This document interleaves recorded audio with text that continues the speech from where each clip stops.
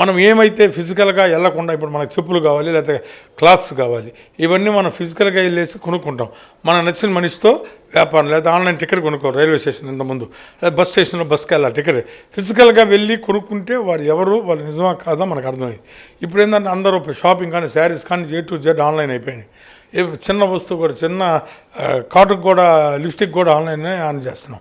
ఇది ఈ టెండెన్సీని ఎప్పుడైనా మానవుడి యొక్క వీక్నెస్ చూసుకొనే అవతల వాళ్ళు చీట్ చేసిన అవకాశం ఉంది.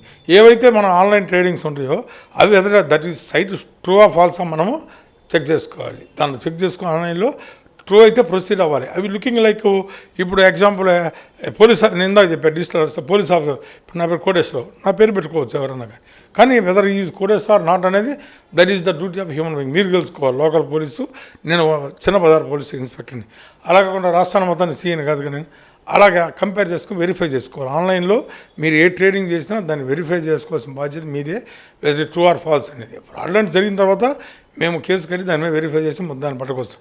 రీసెంట్గా మేము పట్టుకొచ్చాం ఒక సైబర్ ఫ్రాడ్ మంచి కేసు పెట్టాము. వాళ్ళంతా రాజస్థాన్ గ్యాంగ్, దాని హెడ్ కూడా ఇంకో కిన్పిన్ కూడా త్వరలో అరెస్ట్ చేయబోతున్నాం. వాళ్ళంతా రిక్రూట్ చేయబడ్డారు. ఇక్కడ చెన్నైలో ఉండేసి సెంట్రల్ మొత్తం చిన్న చిన్న బ్యాంక్స్లో మార్ఫింగ్ చేసి అంతా చేసేది వాళ్ళని పట్టుకొచ్చాం.